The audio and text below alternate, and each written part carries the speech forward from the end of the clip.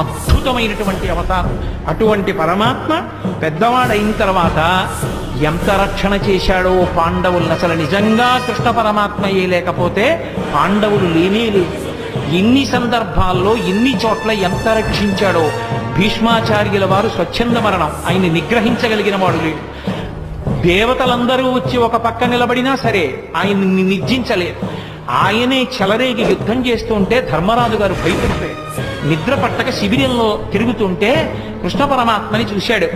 చూశావా కృష్ణ, మా తాత భీష్మాచార్యుల వారు ఇలా విజృంభించి యుద్ధం చేస్తే నా సైన్యం అంతా మడిసిపోతుంది, ఎక్కడి నుంచి వస్తుంది నాకు విజయం అని అడిగాడు. పిచ్చివాడా, మీ తాత ధర్మపక్షపాతి. ఇదే సమయం, చీకటి పడిపోయింది, ఎవ్వరుండరు. మీ తాత శిబిరానికి వెళ్ళు.